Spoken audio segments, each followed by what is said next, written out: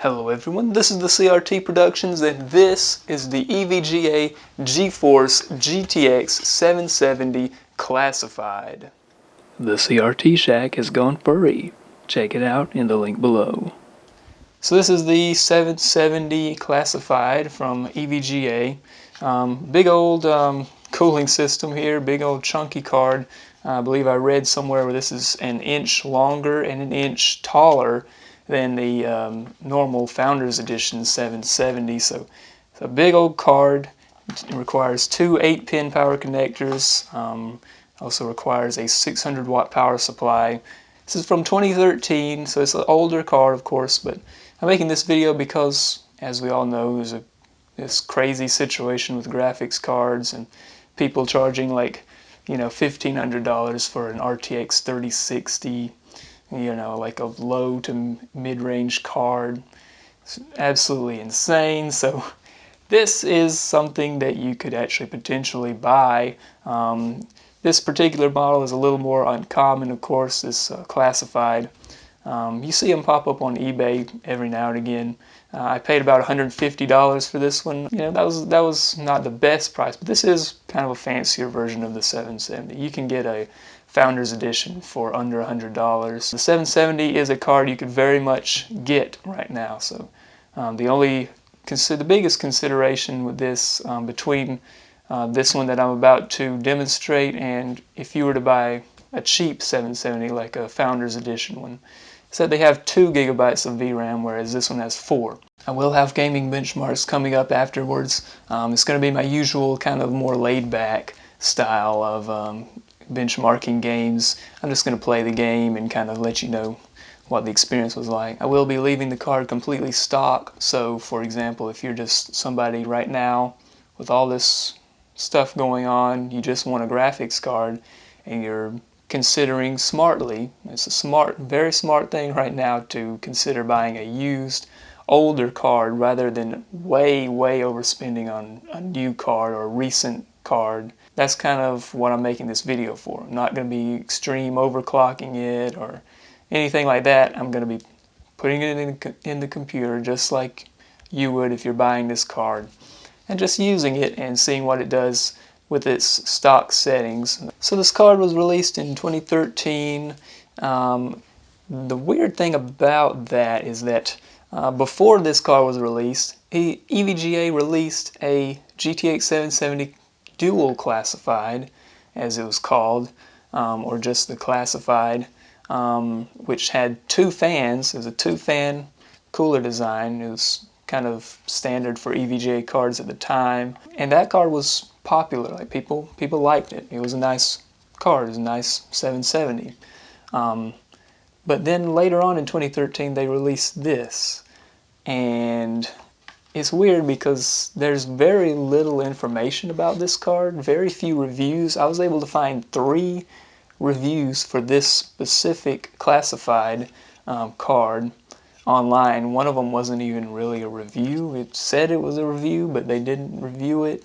So 2 reviews. It's just a blower style card like the Founders Edition, but it's supposed to be a classified, overclocked, fancy version of the 770. So it's just people were questioning why it existed basically. And to find more information, EVGA actually had a GTX 680, as I mentioned before, with this exact same cooler. It was a 680. That one was a little more well known. I think after people had seen how much people hated it on the 680, nobody bought this 770 with the same cooler. And looking at what people said about the 680 with this cooler, they just hated it. I mean, basically it wasn't a great overclocking card because it's a blower style card. It's not going to be overclocking great. I mean, this card does have better clock speeds than the Founders Edition. The Founders Edition base clock speed is 1046. This one is 1150, and this card boosts to 1202 megahertz. So, it is a better card than the Founders Edition, but not by a significant amount. And again, there's no information about this card online. I couldn't figure out how much it would have cost. or anything like that. And it's just a weird card. You very rarely see them on eBay. You see the 680 with this cooler, I wouldn't say often, but more often than this one. The 770, I've only seen one other one on eBay. And if you can't find this card, of course, you know, you can just get a regular 770 or any old 770 that you can find online. So I'll be benchmarking it in a few popular games and that I think it'll handle. And we'll see how it goes. Right after booting up, as you can see, we're sitting between 33 and 34 degrees Celsius. And we'll be monitoring the GPU throughout these benchmarks, seeing what the temperature is and whatnot. So yeah, basically I'm just going to fire up some games and see what this thing can do.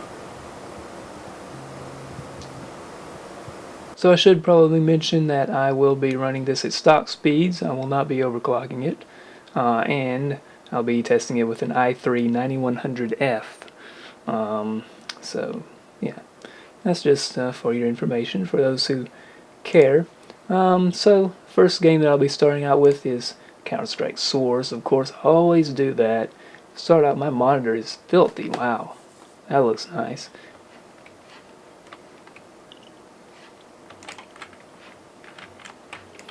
Alright, well, I've been playing Counter-Strike Source for a while, and obviously the card is handling just fine, almost 300 FPS, and about 50 degrees, not bad. So, I guess we'll move on to other things. Usually when I play this game I get kind of carried away though, and end up testing it a little bit too much, if you will. Alright, that's enough. Alright, so next up is Team Fortress 2, but I'll be running it in all maxed out settings, including HDR. So let's see how this card handles that. I'll be connecting to this server, I guess, since the one I usually go to is full. This is a weird server. Could take the teleporter, couldn't I? It's the entire red team is bot engineers. It looks like it's handling it just fine. I'm getting 75 FPS. 1080p, of course. I probably should have mentioned that as well, but this is a 1080p card nowadays. I wouldn't recommend it for 4K or anything like that.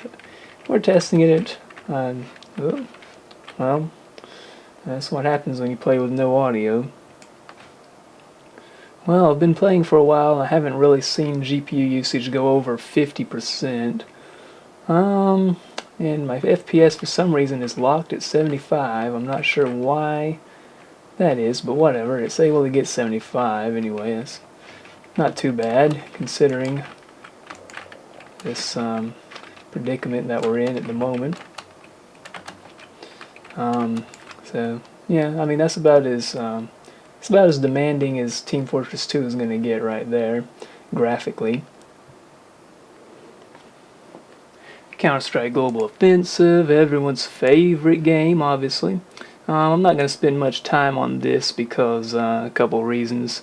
One goes without saying, hopefully, but also because you can't use MSI Afterburner in this, so I've got to rely on the little tiny Steam overlay thingy, not Steam overlay, but you know what I mean, up there in the top left. I think my settings are on high settings right now, not maxed out, but high, I guess probably some medium settings as well, and we'll see what we can get here. And here we are in Spawn, and Dust 2, we're bouncing around between 100 and 200 FPS. Again, I'm not sure why the frames per second were locked, why the FPS was locked in TF2. It's not locked in any of these other games, so whatever. Let's see what we can do here. We're sitting at 104 FPS there, and the guy pops out right when I'm looking at it. 255, looking at the smoke here, we are at 120, 111, 117.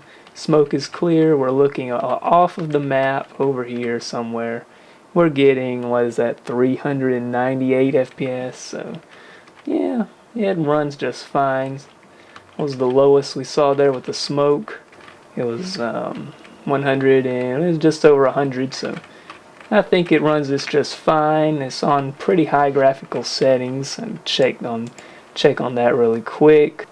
So you can tell I'm a professional hardware tester. I don't even check what my game settings are before I jump in.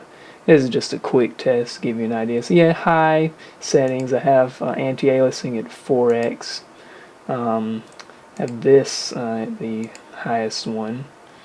So yeah, this is disabled and all that. So it's kind of a mixture of high and medium settings and some anti-aliasing disabled.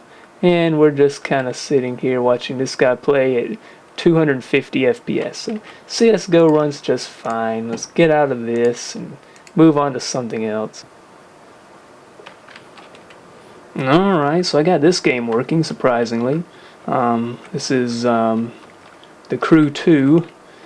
A fairly demanding game, but unfortunately it's just a crappy console port, so it locks the FPS at 60, so it's not a great benchmark game, but I can see that it's loading up the i3 at 100%, so it's actually creating a CPU bottleneck right now.